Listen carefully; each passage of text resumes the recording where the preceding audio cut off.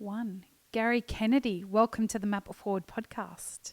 Hi, how's it going? Really great. It's lovely to meet you. We got to meet all of 15 minutes ago. Yes. And we are here to hopefully break down what is...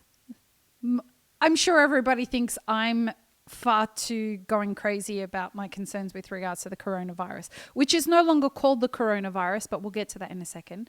But before we get started, I really want to thank you for making yourself available at the wee hours of a Thursday morning in Sydney. It's 6 a.m, Yes. 6:15 where you are. Yeah, So thanks. yeah, and it's raining. Got up in the rain for this. The weather over there's got like some weird schizophrenia going on. We've got a country at the moment where we have bushfires, floods, and a cyclone all happening Hail, at once. sandstorms, all of All it happening three. at the same time. We've had dust storms because we've got a drought, we've got bushfires, we've got floods, and we've got a cyclone all at once. That's what I suppose. We're the size of mainland US, and I suppose you have similar. You have snow and hot weather. Yeah, we've got everything at once. We've had the weather as the lead news story now for about 4 months in Australia. Well, coronavirus is coming a close second, isn't it? Well, it's now leading because Australia, we have quite a large Chinese population Uh-huh. here, and Chinese tourism is quite significant here. And Australia was one of the first countries that we had detections for the virus outside of China. Wow. And that cruise ship that's in Yokohama at the moment, another 4 Australians tested positive today. So there's 15 Australians on the cruise boat in Yokohama who are positive at the moment. So this is all very... it's not the first big outbreak of a virus. We had SARS, we had swine flu, We have MERS. we had MERS. When you look back, now that we've got like a decade since H1N1, which is swine flu, when you look at the statistics, there's some pretty shocking shit that you look at and you think, wait, what? It killed more than 500,000 people? I didn't know that at all. No, I didn't know that either. And that's a number from the CDC. Yes, 575,000 people it's approximated to have killed. That's huge, don't you think? absolutely it is. Yeah. It was 10 It's times the expected reported number of people that was supposed to kill. And if you go back, I'm old enough to remember things like the Hong Kong flu, and we don't call them that sort of thing anymore, or the Asian flu and, Right. those sort of things. And some of those, when you look back, were similar. But back then we didn't have the social media, we didn't have Right. the reporting. And so some of these were more local reporting. But, you can go way back to 100 years ago. And if you go back 100 years where, influenza killed a significant proportion of the world's population. And so I suppose it's the latest in the viral epidemics going around the world. Right. Like we talk about influenza at the moment, and I guess when I wanted to have this conversation, it was the novel. Do you say novel or novel coronavirus? It can be both. Well, the novel coronavirus, which is, for those who don't know, it just means the new version of it. The novel coronavirus was a big concern for me because I want to talk to you about food safety. And that's your superpower, being able to talk about food safety science in a way that people can understand. But when you start to dig into this and referring to your just then mentioning influenza, the current influenza, the version of the virus that's sweeping across the US, there's 19 million. This is this season for anyone that's listening, these numbers. 19 million people are affected by influenza here in America. 180,000 people have been hospitalized because of it. And 10,000 people have died from the influenza virus so far this season. Yeah, statistically in Australia, we lose 3,000 people a year to flu. And I believe it's roughly 30,000 people in the United States die of flu every year. Help me understand something. When I was a kid, people would think you were batshit crazy if you would have hypothesized that someone would die from the flu. Yeah, flu's a common disease. But then when I was a kid, measles was a common disease. Yeah. Chickenpox was a common disease. I'm old enough. Look, I'm older. I remember when you got leukemia, you died. Yeah. Polio was only just curable when I was a child. I actually caught polio as a child. Wow. And recovered because I was on the serum. So we've just got a lot better. And I suppose our immune systems don't encounter some of the things we used to.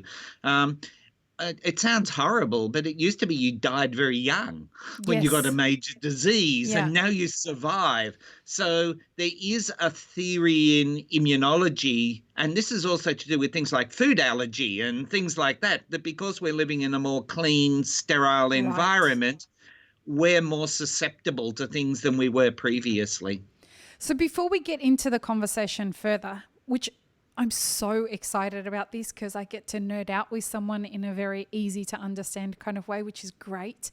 Tell people what you do.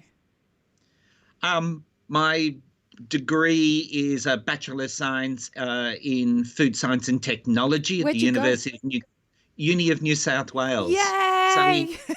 in Sydney. Yes, where my I- alma mater as well.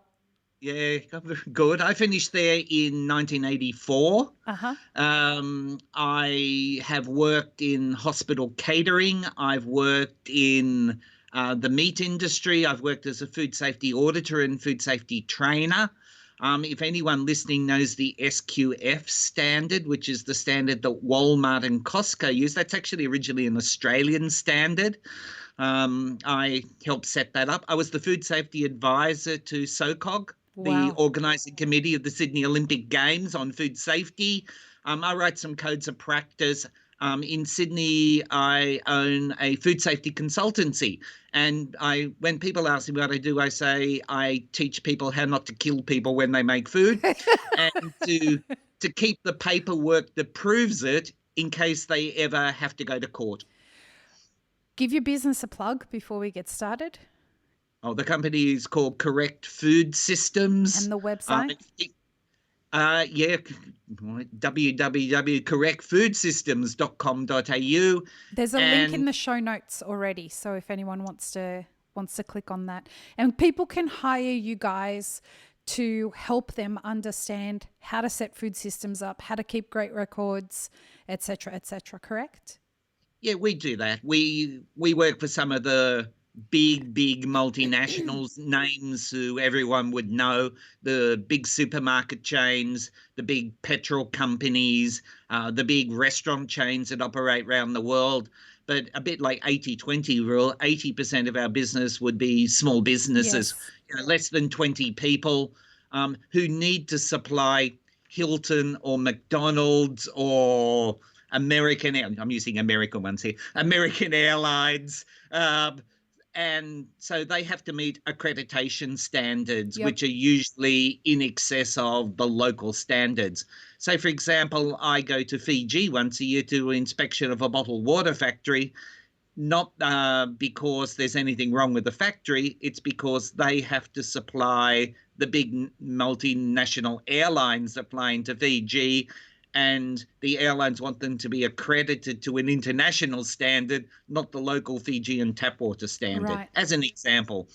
But yesterday we had a restaurant, well-known restaurant in Sydney, ring us, and they've had a suspected case of food poisoning, and we're going in to investigate whether it's genuine, which I think it probably is, and what they need to do to get their act together so this doesn't recur. There are some issues at that site that we're helping them fix. That's wonderful. It's great to know that there are people like you guys out there that are there to help people, not just make people feel like shit, because it's a hard industry. People get No, into it's really, really hard. Yeah. And like all countries, if you don't do well at this, restaurants don't have a very long shelf life. No. Most small businesses go under. So if you want to keep this going, you need to get it right. So our job is basically, some of the standard, for example, that people like McDonald's or Costco require, and then the legislation here, similar to the USDA, FDA legislation, that's 2,500 pages of legal scientific talk. And so to go into a small business and say, here's what you need to do, is sort of what we do. Here's the stuff you need, forget the rest.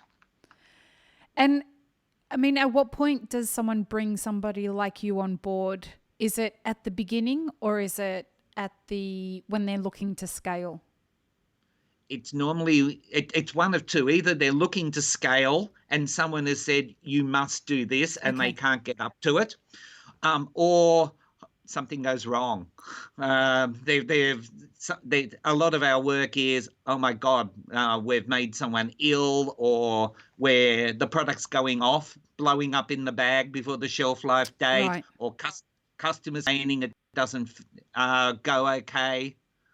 I've lost video for a second, Lee. No, you're good. You're good. We can still see you. I've lost you. If you can see me, that's good. I can definitely see you. Excellent. I'm not sure what's happened here. I lost you. Well, keep talking though. If you can hear me, that's good. Okay. You're coming back. Excellent. Okay. There you go. All right. So yeah, a lot of the work is following up when people have a problem and we go in and sort it out. But it's also, if you want to get up to one of these major standards and supply nationally and internationally, the standards are usually higher than the law requires, and we help them do that. Great. Now, I want to talk to you about what's been called the coronavirus, which it's not called coronavirus. I mean, it is a coronavirus, but it has a new name. It sort of still is a coronavirus. Coronavirus refers to a whole group of coronaviruses. Sort of like there's a whole group of salmonellas or a whole group of E. coli's, Escherichia coli's. This just happens to be one of them. And that's why it's been given its own name, the COVID-19, which is, coronavirus disease found in 2019. So that's what the World Health Organization has called it, COVID-19, and that will be its historic name, right? Yeah, they've done that deliberately. The interview from the World Health Organization's basically head of infection control basically said they didn't want to call it the Chinese coronavirus necessarily, or something like that. They didn't want to give it a name of a person or a place, because that has connotations. So they want to give it a generic name. And so it's COVID-19, an amalgam of coronavirus disease 2019. What is a coronavirus? Is it just what makes it corona as opposed to influenza?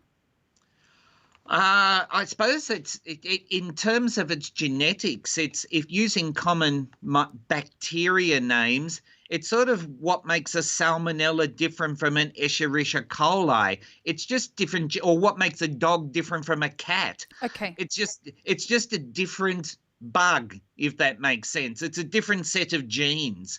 So influenza is just a different creature than coronavirus. So would it be fair to say it's like a different family of viruses? Yes, it is. In much the same way that hepatitis is different, that norovirus is different, coronavirus is different. Right. The family of hepatitis is different from the family of coronaviruses, is different from the family of noroviruses. Right. And the reason I want to kind of break this down this way is because there are people who are going to be listening that don't quite understand some of this stuff, and we want to do what we can to help them get on board with that kind of thing. I suppose the first thing we should say is it's not the only coronavirus out there. Right. The fact that it's called coronavirus means, we know where to put it. It fits in with the other coronaviruses. Right. So there's a group of coronaviruses. This one just is quite virulent, that's all. Mm-hmm. And in that sense, there's a word we can actually use properly for once, because virulent comes from virus. Yes. And he's acting like a virus. So this is As virulent. opposed to a certain president. Yeah. We hear that down here too. That is virulent in this sense. Oh, geez, we're not going to have any fun on this conversation at No. all. No, we may be sitting down here, as one of our prime ministers famously said, on the arse end of the earth. But no. We hear about, Bernie Sanders winning in New Hampshire. No, that makes the news here. So viruses are not to be mistaken with bacteria, so that people understand that as well. Viruses and bacteria are two different things. Yeah, in much the same way that, and the analogy is the way that plants are different from animals. Right. I mean, it's that distinct. Yes. The fungi, which are the molds and yeast, are very different to the bacteria, and the bacteria are very different to the viruses, in much the same way the plants are different from animals. Right. So for anyone who is listening in, the reason that we kind of want to break this stuff down is so that you feel comfortable with understanding what we're dealing with as we kind of dig deeper into what we're dealing with, because my main motivation for having this conversation is that I want to understand if our cupping and tasting protocols in the coffee industry are exposing us further, not just to coronavirus or any kind of viruses, but also to bacterial contaminations and, mold outbreaks and things like that. So we're going to talk about all of this stuff as we move forward in the discussion. But I think it's important that we get an understanding of the basics as we start to explore this. Now, Gary, do you know what this is? I don't have video at the moment. Oh, okay. It'll come back in a second. This is a cupping spoon. I know what that. Yeah. You know what a cupping spoon is, right? Yes, I do. So I am concerned. I go to a lot of cuppings, and I've worked in the industry for almost 20 years. And what we do is taste from each other's cups. We have these coffee cuppings that we all drink from. We all have our individual spoons, but we're dipping those spoons into communal rinsing cups. We're also taking coffee out to then drink or slurp and then either spit or swallow. So we've got cups of our spit walking around with us that are uncovered. So I want to talk about how exposed we could potentially be as a community when it comes to things like viruses, bacteria, and fungus/mold. Yes, not a problem. So where do you think is a good place to start with talking about that stuff? I suppose let's talk, let's do a little bit about what they're now calling COVID-19. Yep. And talk about how viruses and other diseases are transmitted generally. The most of the way that you get a bacterial disease or a viral disease or a fungal disease is it's unlikely to get in via your skin. So your skin is a pretty tough barrier, and which is what it's designed to do. It's designed not to let things in, and it really isn't until you get a cut or a break in the skin where a bacteria can get in. And so notably, if you get a cut, things like tetanus, staphylococcus, streptococcus can get in through a cut and cause an infection. When you get a disease, whether it's bacterial or viral or fungal, it really has to get into the soft tissues. So it has to get in through, up in your nose, in your throat, or in the intestinal tract are the normal places that these sort of diseases get into your system. So It really has to get in your nose or your mouth. And one of the, or further down through your gut, one of the big advantages we've got is if it gets washed out through, I'm not sure what the Americans would use. Snot is the term we use here. Boogers. Yeah, that works in America Mucus. as well. So the whole idea between snot and saliva is it's constantly washing your nose and mouth to ensure that that stuff is washed down your throat, or that you spit it or sneeze it out. And that's one of the reasons that the body does that, is the bacteria, the viruses, the funguses don't get a foothold, and they actually either get taken out via the nose or the mouth, or they head down your throat, where they head down to the stomach, which secretes hydrochloric acid at pH 1. And so, and kills the bacteria and viruses. Or the virus, yeah. In fact, the stomach is remarkably efficient at killing most microbes. Most people through the year would get multiple cases of food poisoning, constant food poisoning, if it wasn't for the stomach. Through them, because a lot of the bugs we're talking about are environmental. America and Australia have both had significant outbreaks on the bug Listeria, particularly a bug called Listeria monocytogenes or monocytogenes, depending where you come from. And that's an environmental bug. It's found in dust and dirt. So you're actually breathing it in quite regularly. And it'll be on things that are sitting open. So sandwich platters, school lunches, open displays in salad bars, in cafeterias. That bug is in dust. So occasionally it's landing on the food. So you're constantly exposed to that bug, and it's your stomach that kills it off. It's really, really rare for that bug to cause food poisoning. So this is the same with most of the viruses and most of the food poisoning bacteria. Either the snot or saliva makes you spit it out or sneeze it out, or it washes down your throat to be killed by the stomach. It's just so wonderful to hear a scientist say snot. Well, I mean, what else do you say? But yes, what else? I mean, I can cause it the mucus secretions of the nasal passage, if you like, but it's snot. That's what people call it. It's great. I am going to look for the origins of where the word snot came from, unless you know. I don't actually. Look, some of those words remarkably go back way back. I know, the obvious. I won't say the F word. I know goes back to Middle England. Anybody who listens to this podcast is going to be giggling right now at hearing you holding back from saying the word fuck, because they know how regularly I say it. But I do applaud you. I'm being polite because it's still early in the morning here. You have to warm up before you can say it, do you? Is that the latest thing? That's right. So that word goes back a long way. Same as I'm not sure what the C word also goes back several hundred years as well. So I imagine snot goes back that far as well. No doubt. Yeah.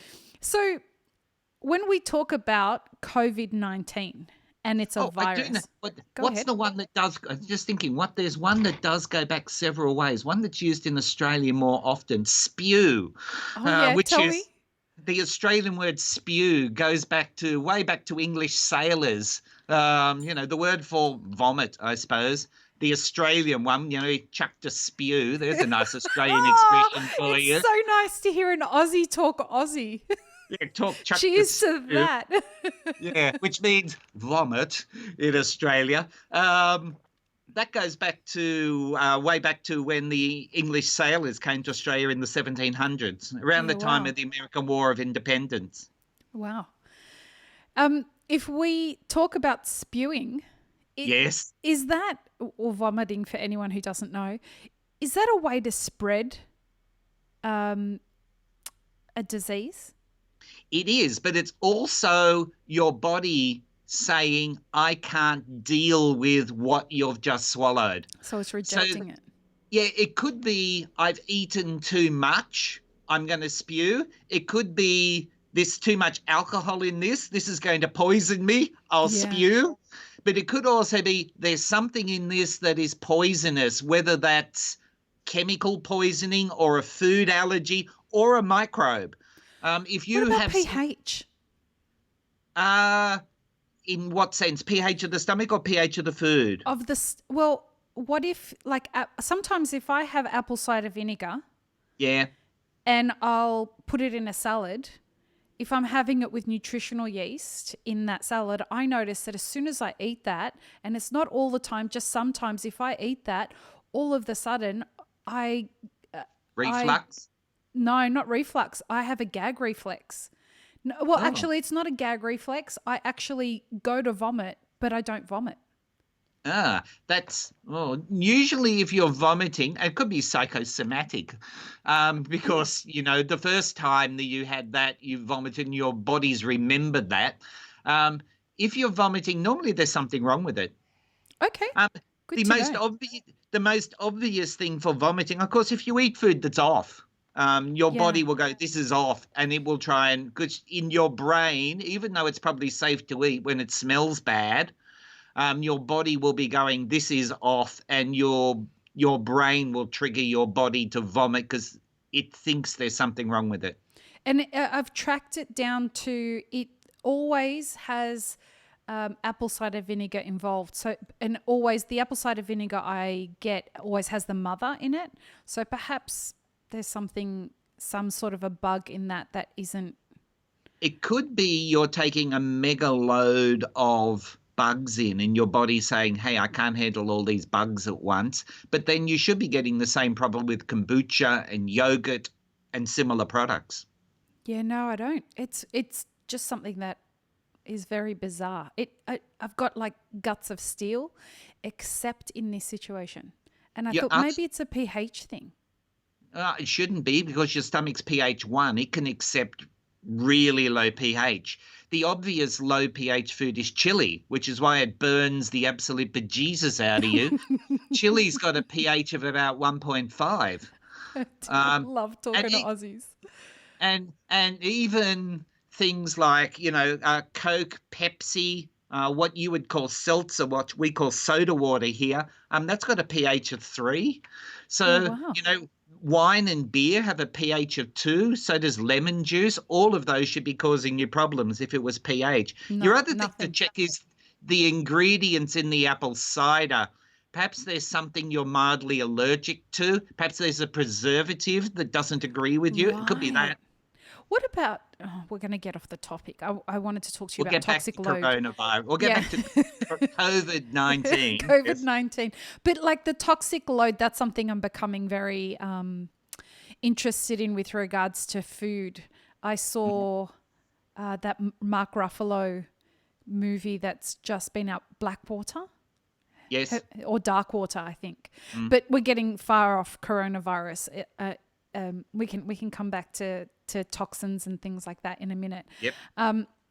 But let's talk about COVID-19 Yep. and keep on with that discussion. So we started with how you can transmit these things. Yes. Um, it basically has to get in there, which means you need to basically to get in via your mouth or your nose is pretty much Okay. the only way it gets in. So certainly in most diseases, someone sneezes in your face is going to be the most obvious way to do this. I Um, found that out yesterday at the supermarket when yeah, I yeah. sneezed, and I sneezed like 3 or 4 times in a row. I sneezed, and the look of the daggers I got from people's gaze when I sneezed in a supermarket, because we've got cases of COVID-19 in San Diego now.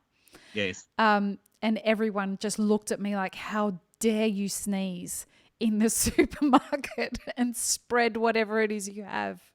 I coughed on a train the other day because there was dust, but I coughed on a train in a Sydney suburb called Chatswood, which has an extremely high Chinese population. Uh-huh. In fact, you walk through Chatswood at the moment, anyone from a European background is not wearing a mask. Anyone with an Asian background is wearing a mask. It Uh-huh. is quite common here now to see people walking around with masks on. And I coughed on a train and I got daggers Yeah. from the mask wearers on the carriage, and it was only just a mild cough. And there is a general paranoia here. We've actually, in Sydney, we've had members of parliament saying, please go out and eat at Chinese restaurants, Yeah.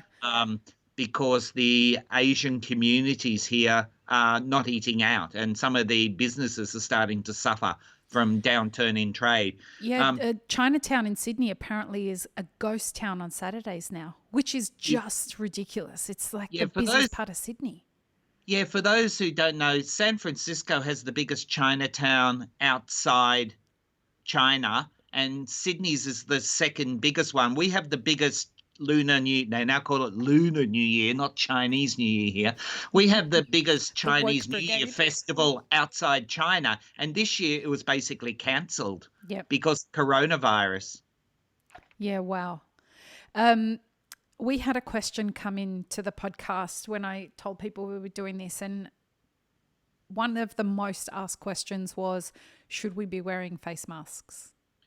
Uh, Strictly speaking, no. And I suppose the main reason for that is the face masks that. Oh, go back one step. Sure. If you've got coughing and sneezing and you have coronavirus, yes, you probably should be wearing a face mask, because, and in fact, you should be getting medical help. You shouldn't be out in the street. But I mean, that's going to prevent you coughing, and most of the spit will be absorbed by the mask. But for people out there, no, because basically the masks don't work. We've just had the bushfires here in Australia, and they said similar that those paper masks, they just, apart from the fact the pore size on them is so wide, droplets can get through. When you're breathing, you're sucking air in around the sides. So those paper surgical masks that you see don't do much at all to protect you. I often wonder if they give you like a higher dose of carbon dioxide in your blood. Are you simply just breathing back in your own carbon dioxide?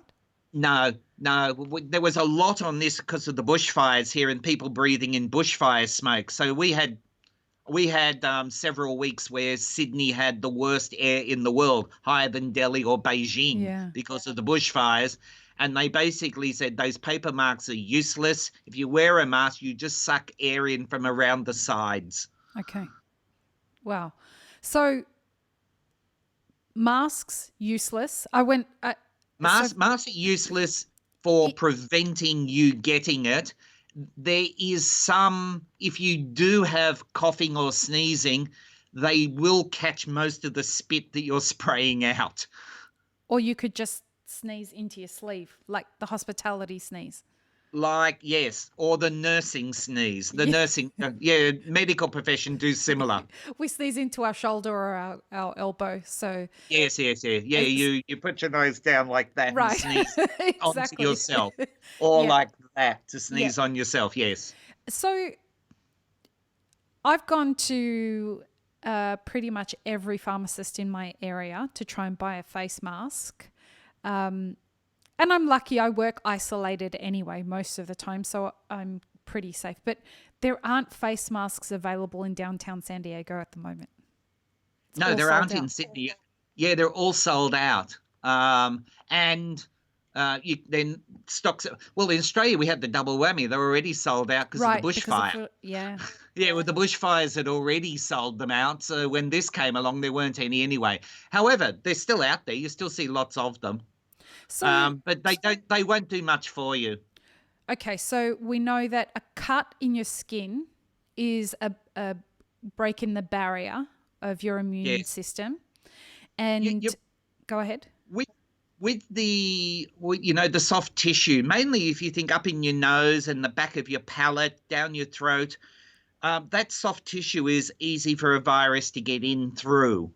Right. And so it basically absorbs its way through the soft tissues ending up in your body, is how most of these bacteria and viruses get into your system. So that means that if you do come into contact with saliva that is infected with the virus, in if you get in, someone with coronavirus sneezes in your face, you, and it comes in via your nose or your mouth, there are antibodies and antimicrobials produced in both your snot and your saliva that'll kill most of it. A lot of it's washed away, but it is possible that if it gets into your nose and mouth, that it could lodge there somewhere and then come in via the soft mucous membranes and get in. And it also depends on your own immune system, right? Your own personal defense systems as to how well you can fight something like this, correct? Yeah, absolutely. Most of the people who die in flu outbreaks are elderly. And that's because when you get into, 70 and above and things stop working as well as they used to when you were 21, one of the things that stops working as well is your immune system. Right. And so you're more susceptible. There's a group of the population they call the immunocompromised. Yep. So that's babies and very young children, very elderly people, people who are sick.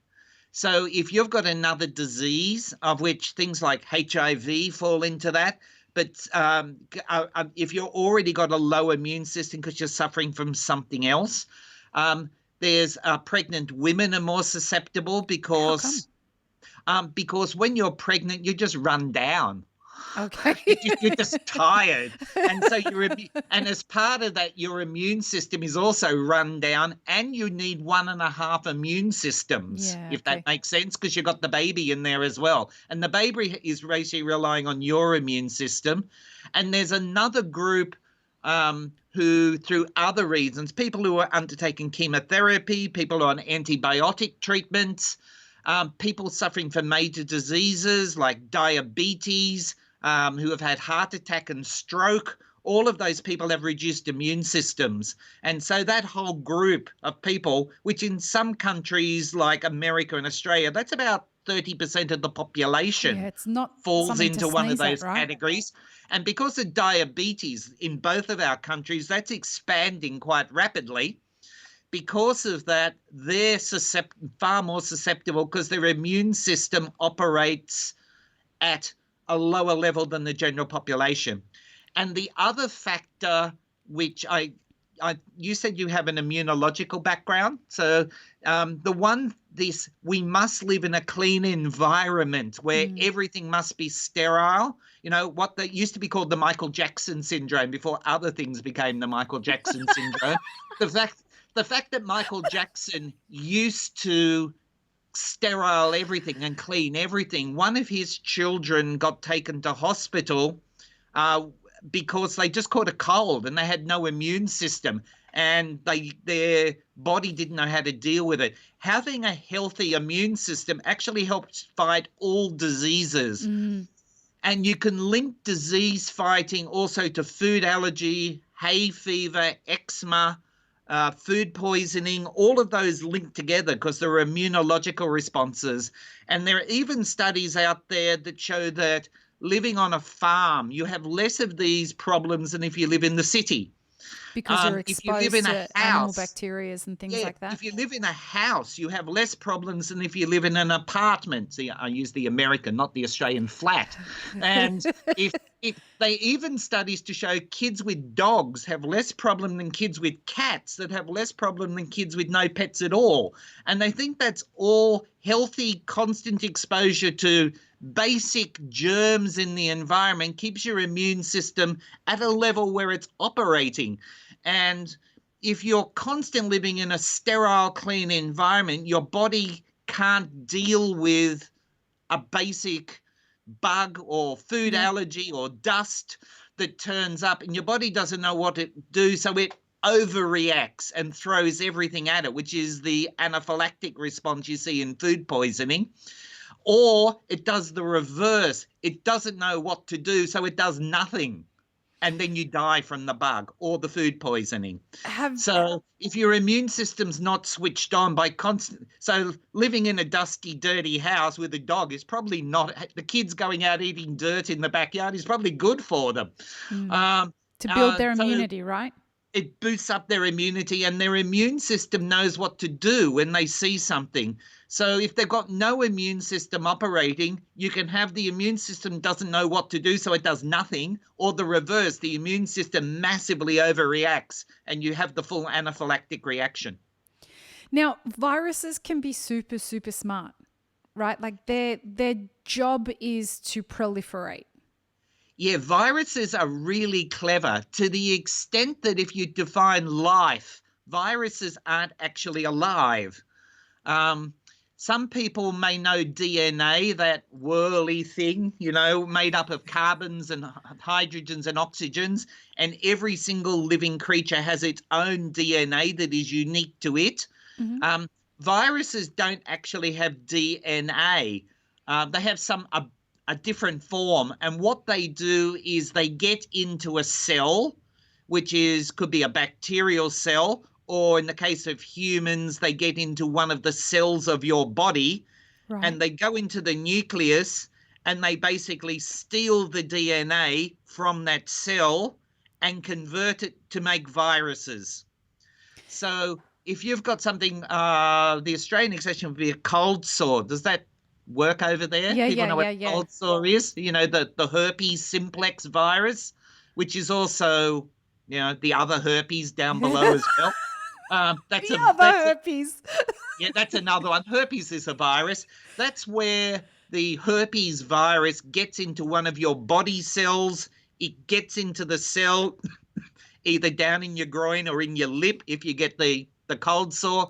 And it basically takes over your body cell, gets into your DNA, converts it and said, right, now you're going to make virus DNA, and your body starts making viruses. Have you heard of toxoplasmosis?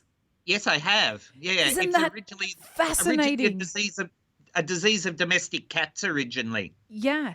I mean, for anyone who doesn't know, toxoplasmosis is one of those viruses that tricks itself to get into cats by infecting rats and making rats sexually attracted to cats, which are their natural predator.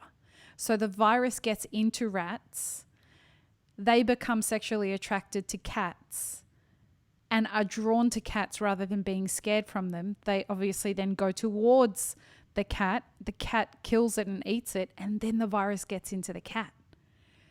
And this is like, viruses are clever. How do viruses know how to do that? One of the particular ones, Toxoplasmosis gondii, because cool cats, name. there are feral cats. I'm sure there are in the US as well. We've had some of Toxoplasmosis gondii transfer into wild populations. Here, kangaroos have been found with that bug in them. And we eat kangaroos here. So there have been warnings out to make sure you cook the meat well to kill off the Toxoplasmosis gondii, because eating that bug can possibly transfer it to a human. Yeah, and you can get the same disease that domestic cats have, which includes blindness, is one of the major symptoms of that particular bug.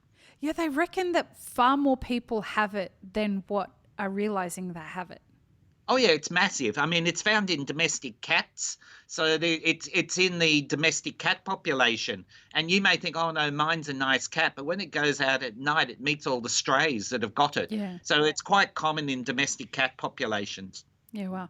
So given that viruses are clever and viruses are trying to proliferate and get out there into the community, COVID-19, and we'll talk more about the relationship of cupping and spreading and whatnot, can it start to mutate and start to become, like right now it's relatively, it's killed over 1,000 people, but that's still relatively harmless compared to the number that swine flu killed, or the amount that influenza is killing.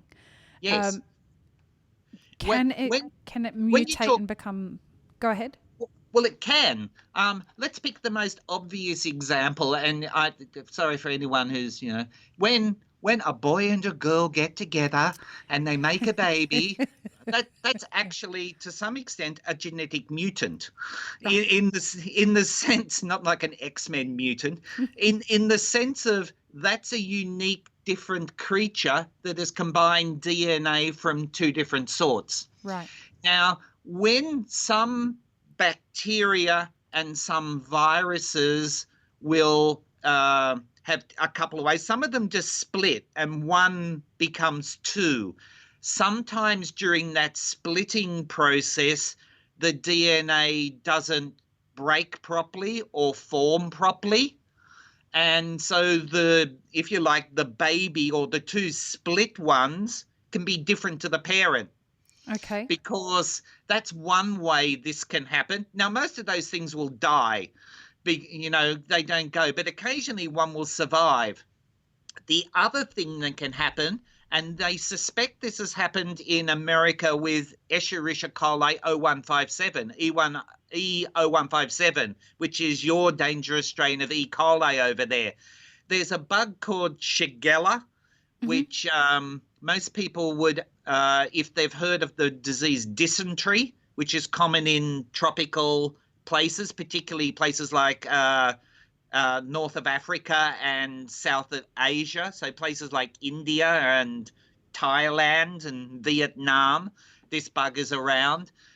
This causes a disease called dysentery, which is chronic diarrhea. Like, I caught this once and lost 5 kilos in a day. Literally What? everything you die of dehydration. This bug is this causes everything in your gut to come out the other end projectile Wow. way. So I caught this once while doing work in Pakistan. Now this is this bug Shigella kills thousands of people a year. You can imagine in the really poor places like Bangladesh, Myanmar, Vietnam, where hygiene may not be the best. This kills thousands of people a year. What they think happened is somehow E. coli has met Shigella. And they had a love child. They've sort of mated and done a love child, and the normally safe E. coli's, because we all have E. coli's in us. We have safe E. coli's in us now, all of us. They think 0157 has somehow mated with a Shigella and taken the bit of DNA from Shigella that causes the massive hemorrhaging and loss of blood and killing. Wow. So it could be the corona. Now, the problem we've got with coronavirus is when you start reproducing, roughly, and this is extremely roughly, about once every 10,000 times a creature replicates and has a child, there will be a genetic mutation where the DNA is not what they call transcribed properly, which means when you read the DNA to make a new one, but something goes wrong, and instead of doing that, it does that. And that's a mutant strain. So the more cases we have, the more likely there will be that the DNA won't be read properly and we'll get a different bug occurring. And in most cases, that bug will be something that can't survive. But we do have the problem that if it get a mutant strain, we might get a super virulent bug or one that has another problem. And this is one of the reasons that we have to make sure that we try and reduce the number of incidences of COVID-19, because we minimize the opportunity for it to mutate if we have less incidences, correct? It's also why we want to stop the spread of it and keep it in one place, because the more places it goes to, the more likely it's going to do like 0157 did, where it runs across another bacteria or another virus and mates with it and brings in DNA of something else. So, for example, let's pick the worst case. And touch wood, say it runs across an Ebola virus and suddenly pulls that out of it, or finds the flu strain from the 1900s that killed hundreds of thousands of people and pulls that bit out. Suddenly, we have an incredibly infectious disease. So can I stop you there for a second? Yep. Now, this goes to the heart of why this is so important this time of year in this moment in history. And I know people think I'm crazy for thinking this is a big deal, but I just want people to be aware, like the next few months, the next few months, people are traveling to Origin to start cupping coffees. Now, one of the big places that people are going to Origin is Ethiopia and Kenya. Yep. And not known for their high food safety standards. Correct. And so a lot of people are going from Australia, from Japan, from America. They're going to Africa. They're cupping all of these coffees, and then they're going back to their origin countries. Now, I don't want to say, I'm not sitting here saying that those are problem countries. What I'm saying is they have different bugs.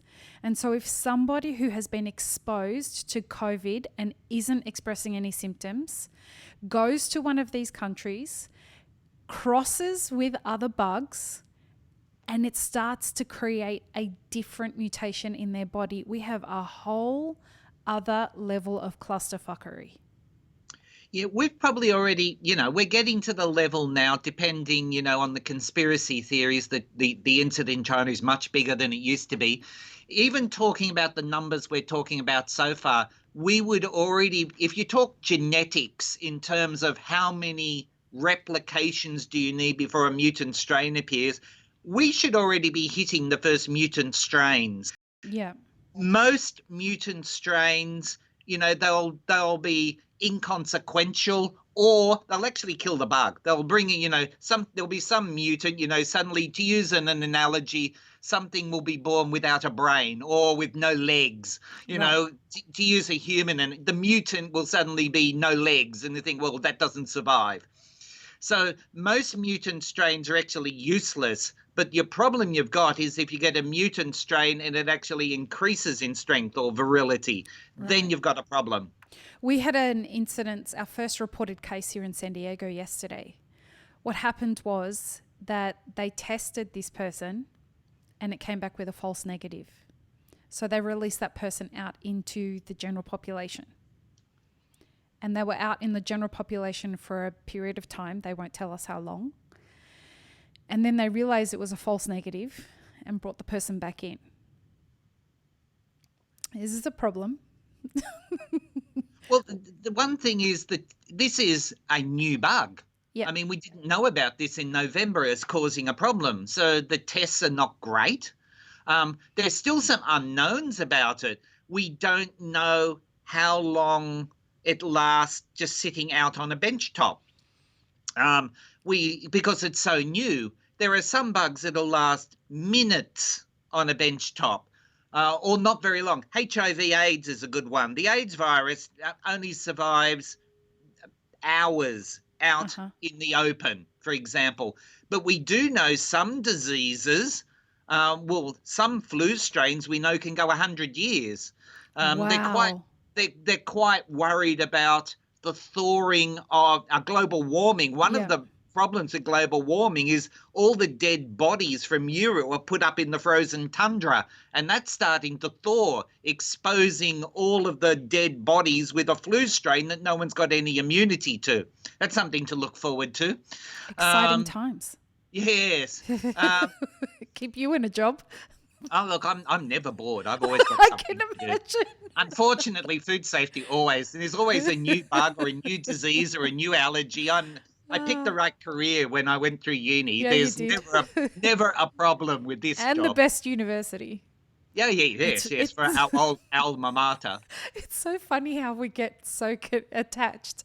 In Sydney, you're either UNSW or CDU, and it's just so, especially in science and UTS. But anyway, we digress. I used to work in a job in Meatworks, and they all went to University of Western Sydney, and I was the first from UNSW. And they said, "Oh, we went to UWS," and I do remember saying, "Oh no, I went to a proper university."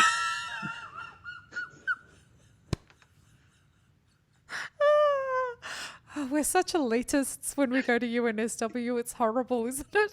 It is. It is. Oh dear. And I fall into that category as well. I can't tell you how excited I was when I got accepted into the genetics program there. It was just, I was like, UNSW, I got UNSW. It's such a big deal. Okay, let's talk about the actual cupping protocol and what's wrong with it and how we can perhaps,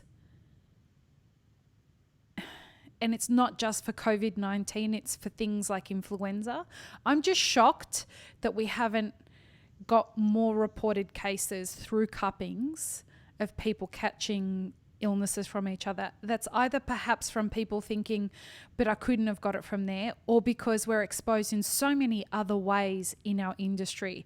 We're face to face with customers, so people breathing on us and talking to us and things like that. Could be we just attribute it to that. But cupping is one of those situations whereby I think that there's much more exchange of bugs than we're looking to admit, and particularly with something like COVID-19 and influenza, when we don't know what the shelf life of the bug is, for lack of a better term, we have to be hyper vigilant.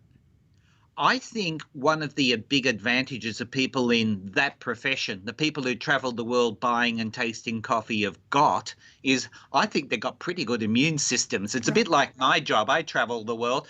I'm constantly in airports. I'm constantly in strange hotels. I'm eating weird food at weird restaurants at weird hours. I bet I've got, I'm going through, Pakistan, Vietnam. I'm going through developing countries in much the same way you're in Brazil, Ethiopia, Kenya. Yep. And I bet I've got a great immune system because I'm constantly being exposed to new bugs. And I suppose that's one, if there's a saving grace, why don't more people get sick? It's probably because they've got damn good immune systems. But that's for green buyers, right? But what about the roasters? So it's not just the people who are going to those origin companies. Yep. It's countries. It's everyone in the industry does these communal cuppings. So what happens is they'll have you seen a cupping protocol before? Yes, I have. Yeah, right. I've seen it. So you've seen that there'll be sometimes, and increasingly we're doing them with the general public as well on a weekly basis. Cafes will say, come to our public cupping, and they have a bunch of these spoons there and everyone gets a spoon and they have all these cups that you're going to slurp from and spit into spit cups and dip into communal rinse cups. I think we have a potential for passing on contaminants, but I also think back to a paper that I was reading a couple years ago. I have this beverage here. This is my business, my other business, and it's a bottled beverage. That's the ingredients are coffee and water. And I was reading some articles about the natural antimicrobial and potentially antiviral traits of coffee.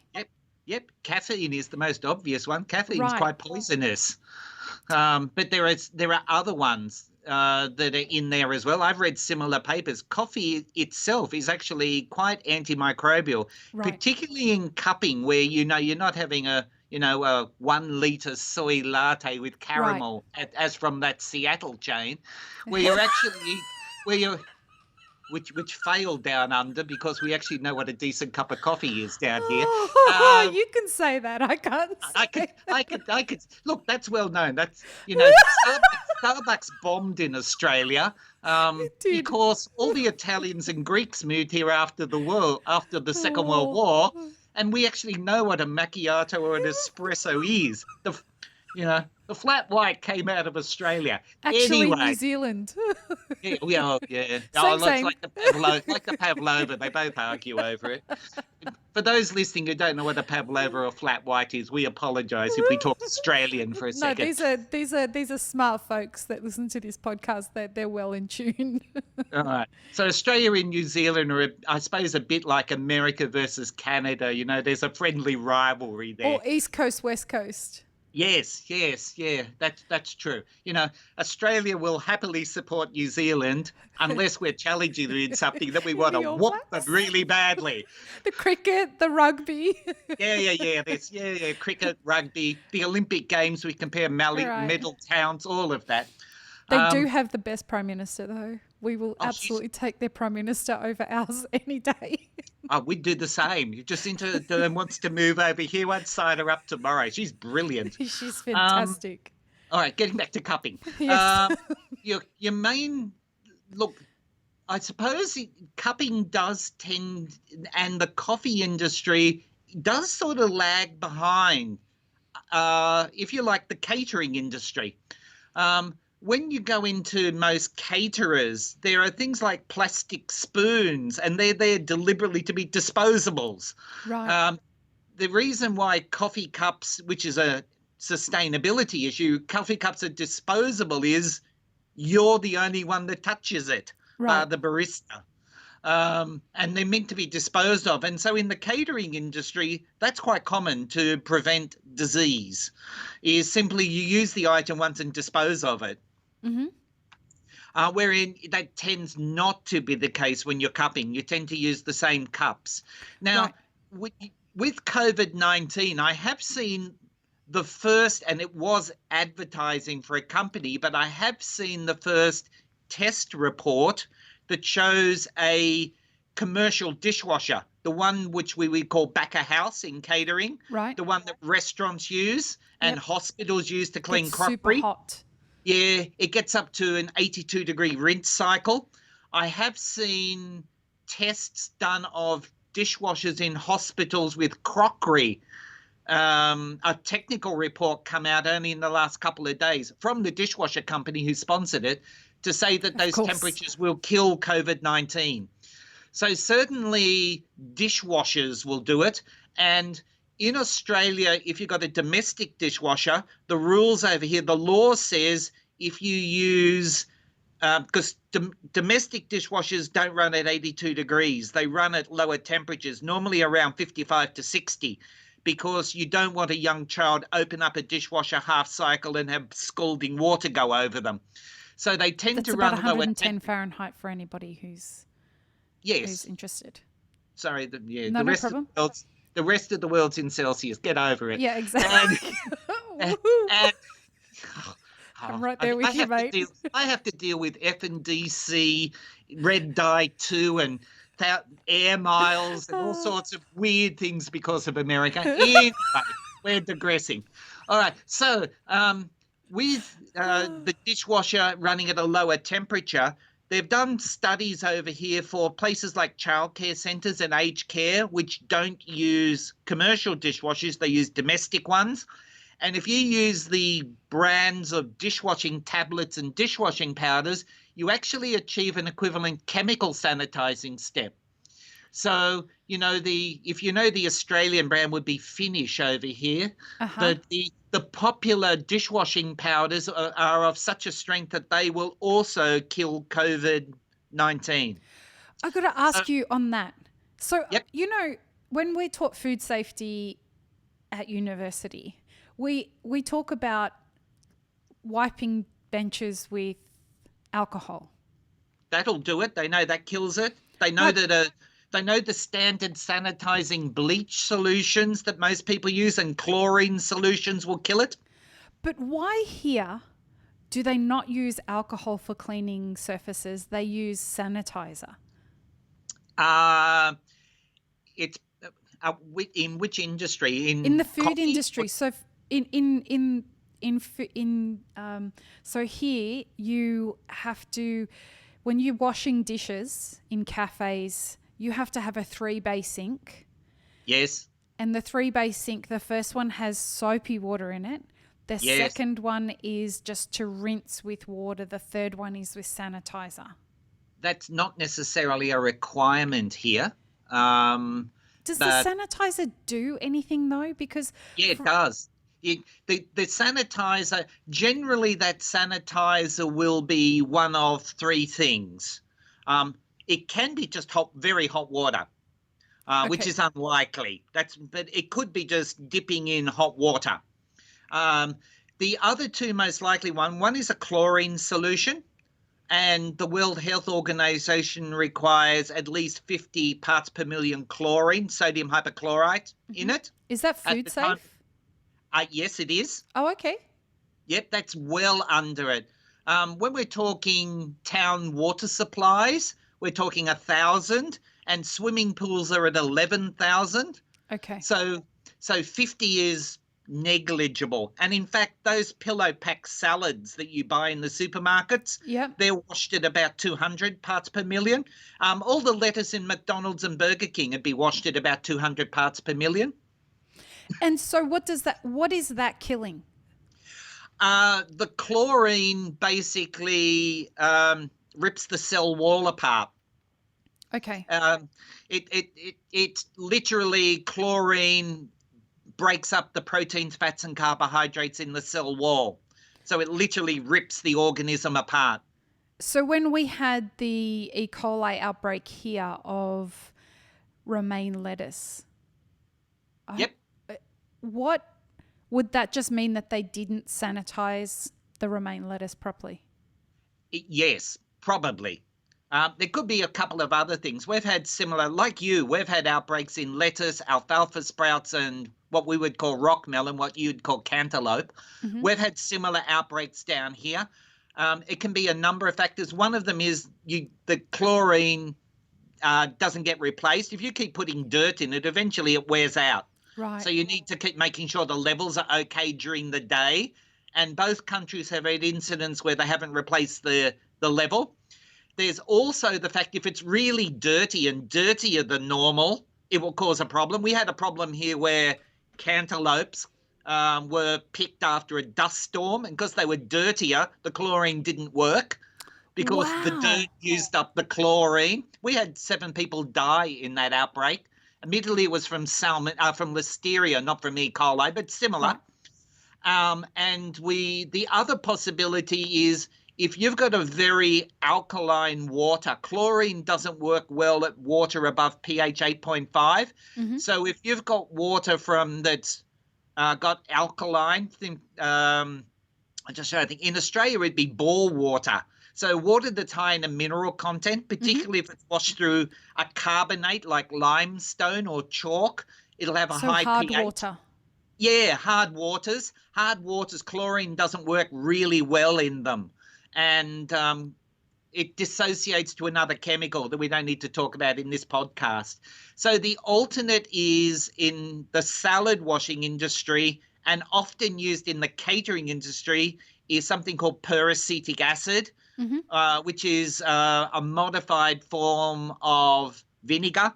And that basically has a pH of about 2.5, and it basically kills by acidity. So is making sure that we have clean spoons and cupping bowls an important first step to making sure that contamination isn't going to be, is less likely in a cupping situation? Yes. If I was doing a taste test in the catering industry, right, or the food manufacturing industry, you, instead of using those little ceramic cups that are normally used in cupping, they would have it all in disposables. Okay. And they would have individual spoons, and you would there would be a spoon in each of the cups, and you would take your spoon and pour into your spoon to put into your mouth, so that your spoon never went into the cup. This is something that George Howell, he's a really well-respected figure in our industry, and he's advocating for this behaviour. So that the other option would be, instead of using a cup, pour it into something with a lip, like your old gravy boat or laboratory beaker. Your other way would be to put it in something like that has a spout on it, and you pour from the spout into your spoon, and therefore you could reuse your spoon. So even when I've done taste testing, oddly, in a dog food factory, even common in food manufacturing in the catering industry is I've taste tested dog food. Okay, bro. That's intense.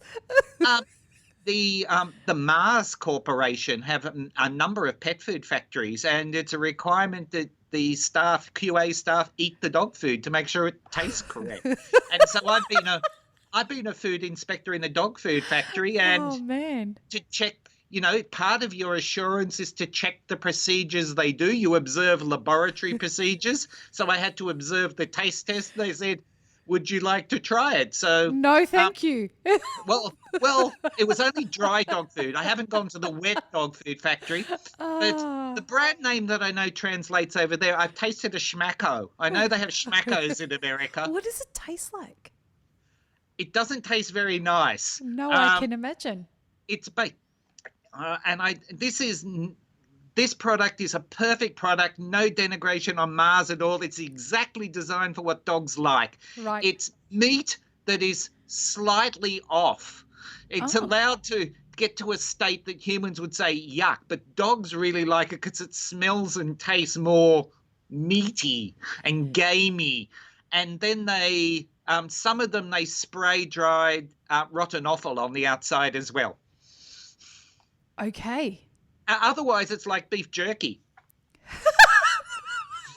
It's made roughly the same way that beef jerky is, except industrially.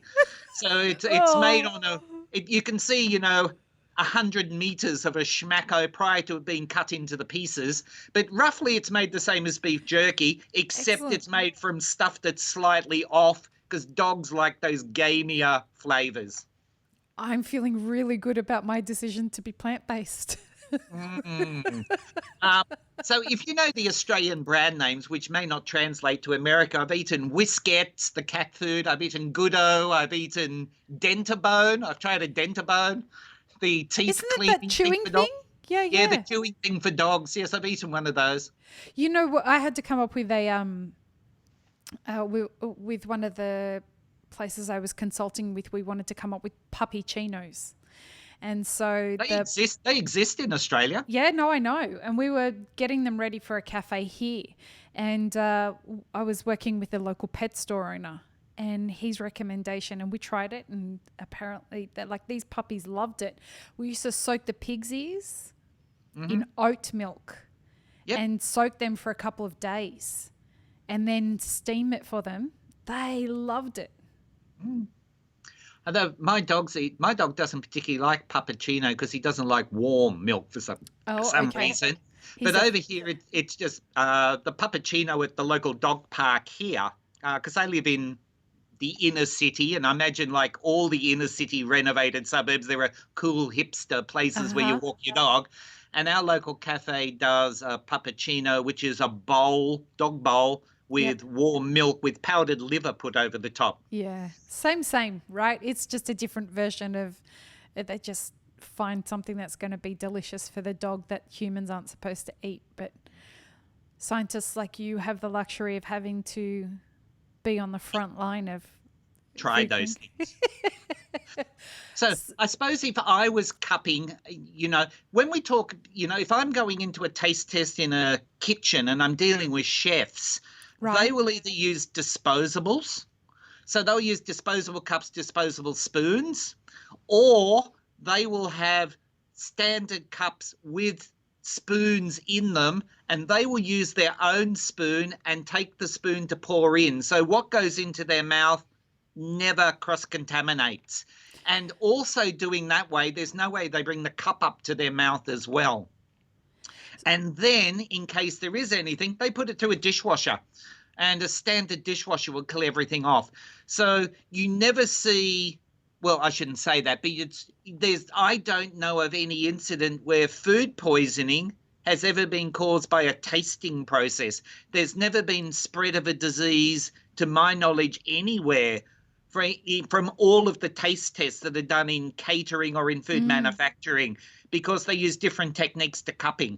Right. In cupping, where you put the one spoon and put it through all the containers, or you put the cups up, and I've seen places where they will share the cup between each other. You just wouldn't see that in the catering industry. It's just not done. It is a concern though, right? We should, particularly in flu seasons and with things like COVID-19, we should absolutely...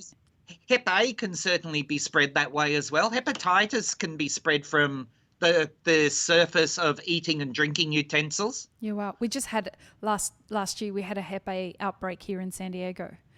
We've That just was had our first foodborne Hep E case proven in Australia. I didn't know that there was a Hep E. What's Hep E?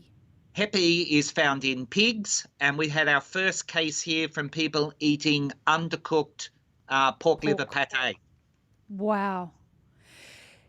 If you think about where you're going to get hepatitis, it's going to be in the liver Yep. because it's viral and the liver's job is to take things out like that out of the system. It's a filter. And this was undercooked and some people got Hep E from it. First case in Australia of Hep E. Previously unknown as a food poisoning bug. Hep A has been the one here. And can that be transmitted to other people? People to person to person? Hep A certainly can. Oh, for sure. That was a clusterfuck here.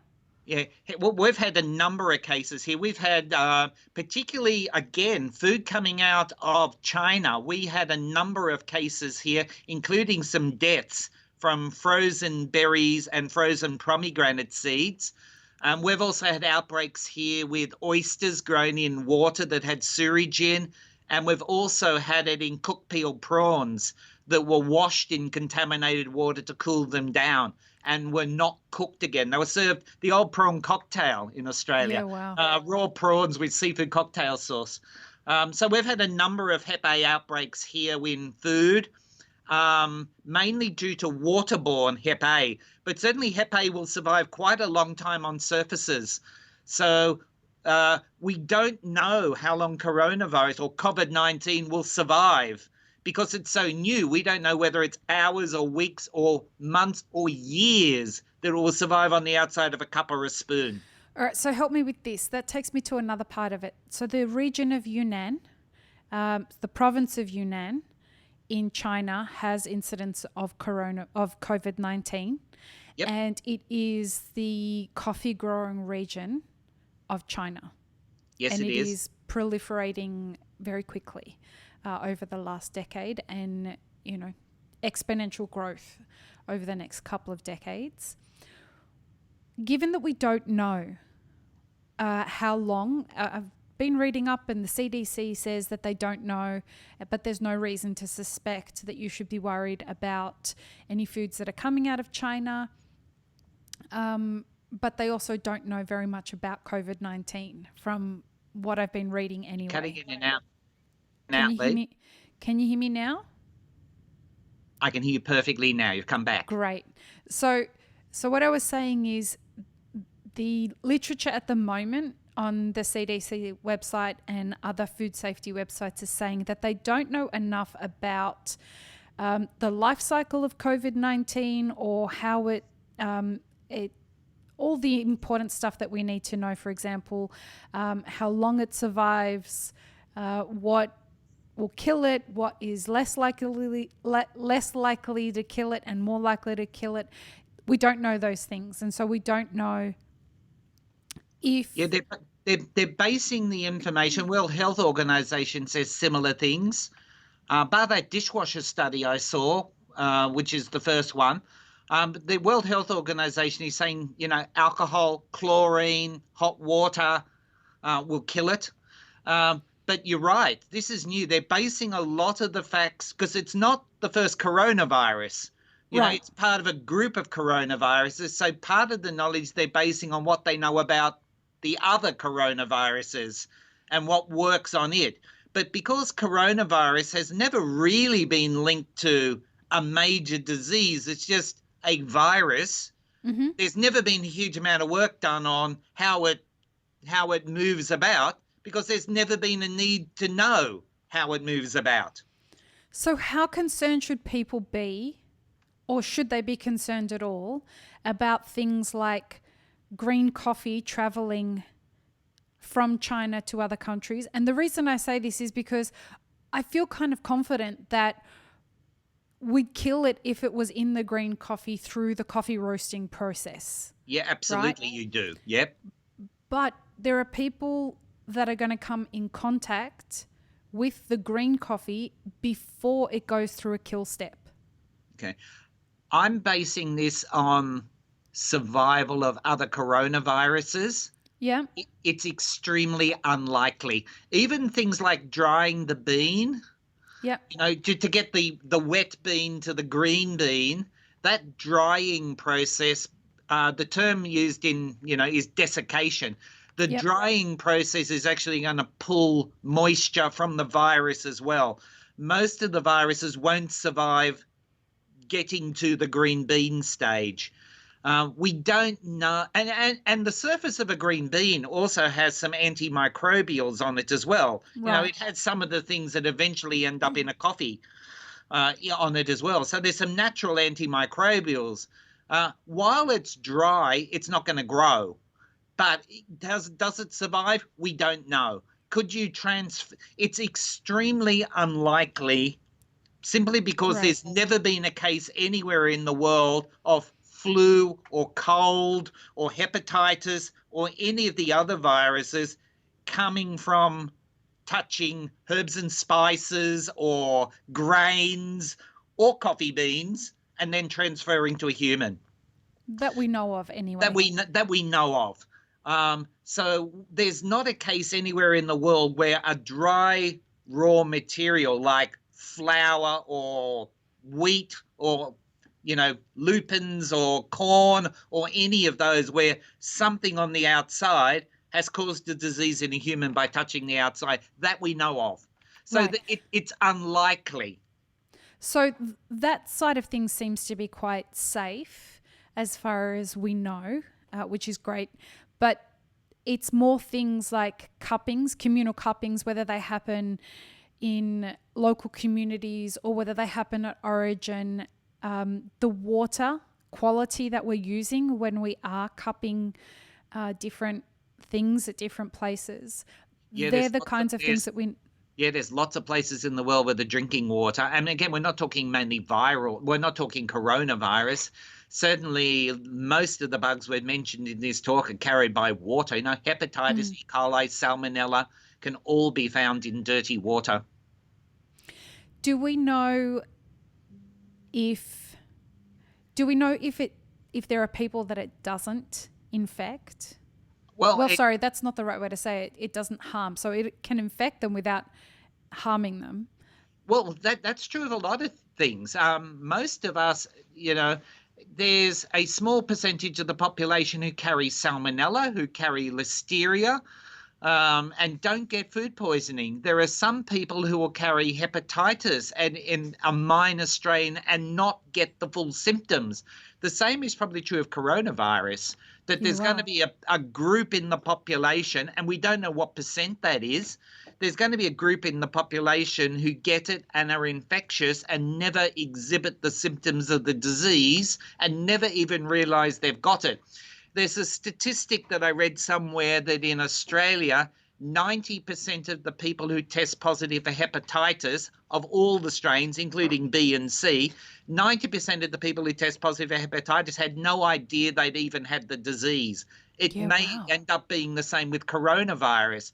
Most people who test positive for it will have no symptoms. And certainly some of the Skype internet things you're seeing coming off that cruise boat in Yokohama, some of the Australians being interviewed who have tested positive are saying, I've tested positive, but I'm exhibiting no symptoms. I've got nothing is wrong with me.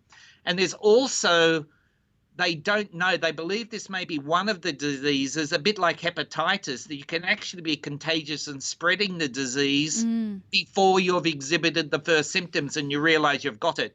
Certainly, I know with hepatitis A, there's several days up to a week before you realize you're sick while you're in the contagious phase. Coronavirus may well be in the same category, that you're actually contagious and spreading the disease before you realize. There was an interview with an Australian on the boat in Yokohama only this morning, in which she was confined. They were all confined to their cabins because none of them exhibited symptoms, the whole family. One of them has now tested positive. Wow. And they're now worried about the other people who shared a cabin with her for a week. since this has been detected. And she was put in there because she had no symptoms. So I guess if people follow normal hygiene practices, if they're Normal, at cuppings, I suppose, normal Western restaurant type cuppings, if that makes sense. yep, So, I know I said use clean water. That's hard in some places, but if need be, boil it. Put it through a jug or a kettle or over a fire to boil it would be clean water. It would be, don't use the same spoon and don't drink out of the same cup, and wash them through, if you haven't got a dishwasher, which is unlikely in Ethiopia, the sort of things that sanitize water. Boil the water. It only needs to be 82. Use chlorine. Use alcohol wipes. Alcohol wipe over a spoon or a cup will certainly kill things off as well. So if you're listening to this and you're doing cuppings and you're doing them, let's say, in the cafe, what I would suggest, based on what Gary's advising, is instead of taking your spoon and putting it in the bowl and slurping from the spoon, take some of the liquid out of the bowl, put it in a separate cup, and then slurp directly from your own cup. Or put a spoon in each of the bowls.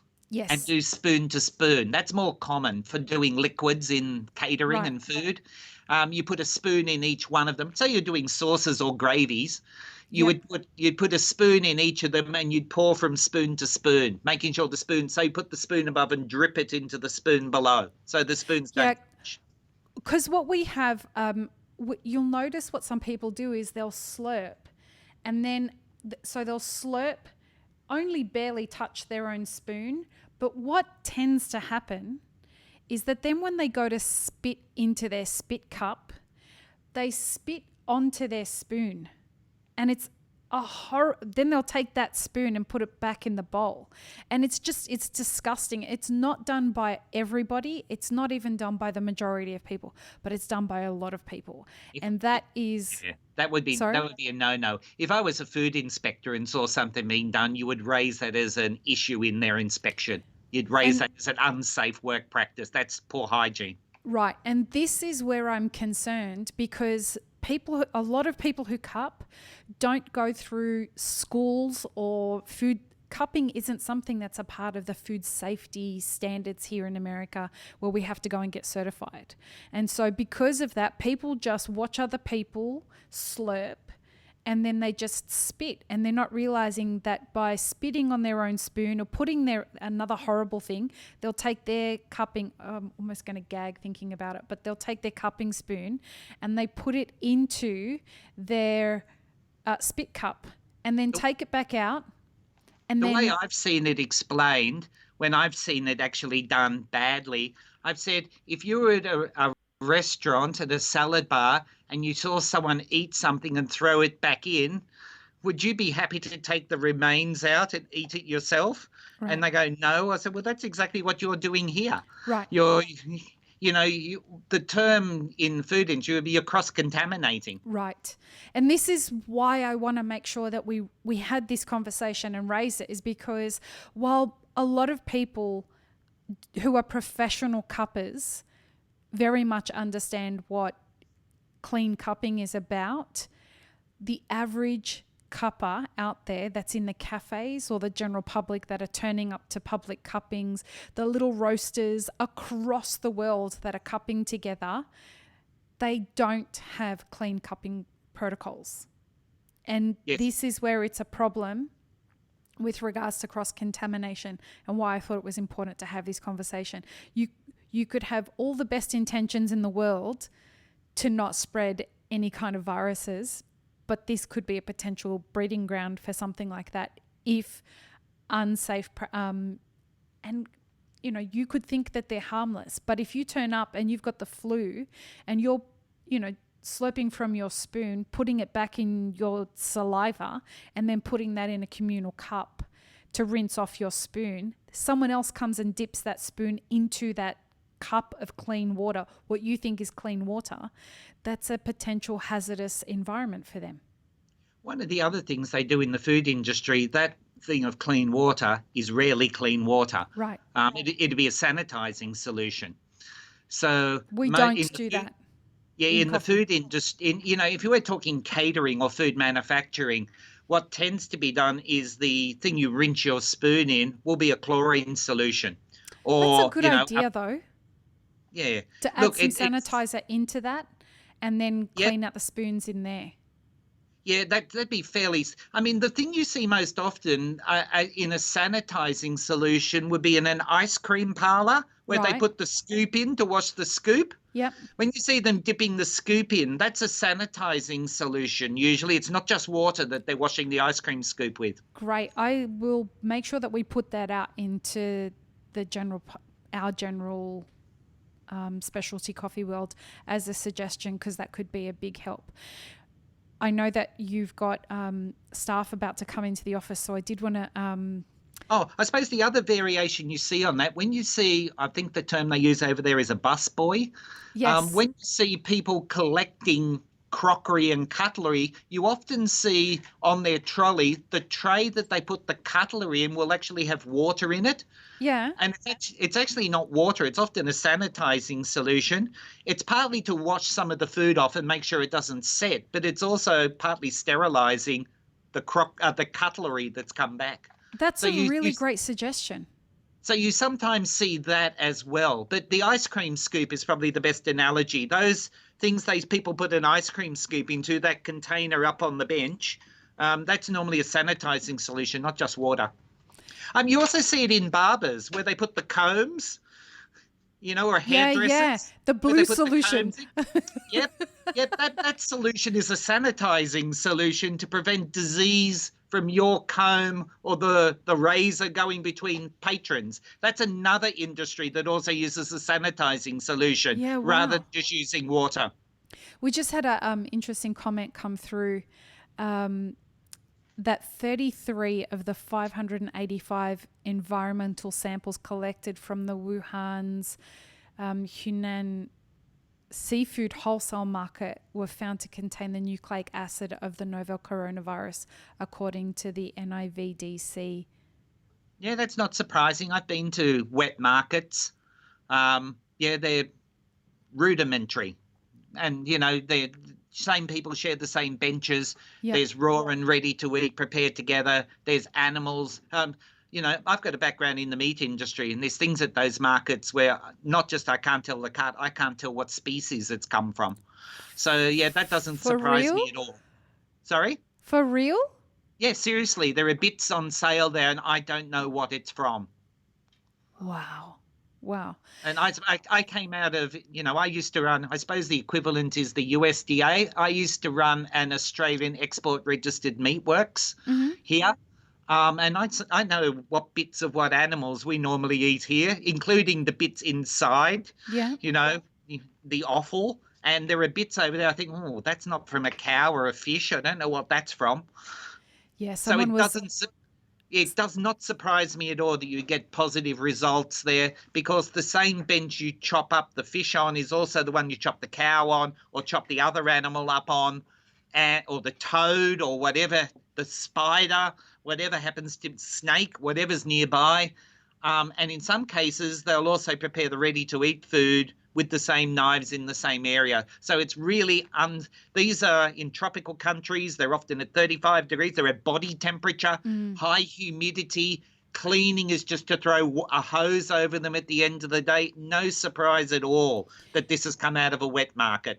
So tell me something. If you had, let's say you had some milk and it was contaminated and COVID-19 got into that. Yes. If you didn't have a kill step. Pasteurization would kill it, yep. But let's say you had some milk that had been sitting outside of the fridge for more than 4 hours and bacteria had started whatever had started to proliferate. Would that be a problem? No. Luckily for us, the bacteria... When you pasteurize milk, you kill the bugs, and you're killing both bugs like Listeria, E. coli, Salmonella, the food poisoning bugs, The temperature of pasteurization of milk is originally set at 82 to kill cattle tuberculosis, to kill the zoonotic disease, Okay. which in the old days before antibiotics, cattle TB could transfer to humans and you could get tuberculosis from your cattle. So the pasteurization of milk goes back way before antibiotics, and it was set at that higher temperature. That will also kill coronavirus. However, it doesn't kill all the bacteria in milk. So milk will curdle and go off and turn into curds and whey. And that basically milk goes off, same as meat goes off, and it'll rot and smell and taste bad long before it'll make you sick. Right before we wrap up, one thing that we have been asked is do we know the life cycle with regards to how long we can anticipate this outbreak to happen? I know they're saying it'll peak in China around March or April, and it's only just starting to, I think it's between 23 and 28 countries it's popped up in since then. Do we anticipate that it'll just lag behind by a few months in other countries, or how does it go? Tends to be the way it happens. The one big advantage we got with this is the publicity and everyone's scared. Where flu happens and it's the new flu season, go get the new shot. Where this one, everyone's scared, so they're taking more protective. So I think we're going to see less of an issue with this one, if that makes sense. Right. Because we're more prepared for this one. We're normally, it's the new flu. We'll accept the fact 30,000 people die because that's what's happened every year. This won't happen in this one. We'll be more prepared. As long as it doesn't mutate. As long as it doesn't mutate, and there's still the big unknown as to how bad it actually is in China, despite what they say. Do we believe China in everything they say? Is it fake news, to use the American expression? Well, Gary, thank you so much for your expertise. No problem. You've been I'm really impressed I did well on a coffee podcast. You did awesome. Expertise. I've learned a lot, and thanks. I really appreciate it. No problem. Anytime. And we'll talk to you again, I hope. I'm going to make sure we hook you up with some really great coffee from Sydney. No problem. But I'll talk to you about that. that. I'll talk to you about that off the air. Have an amazing rest of your day, Gary. No problem. Take care. Bye. Bye.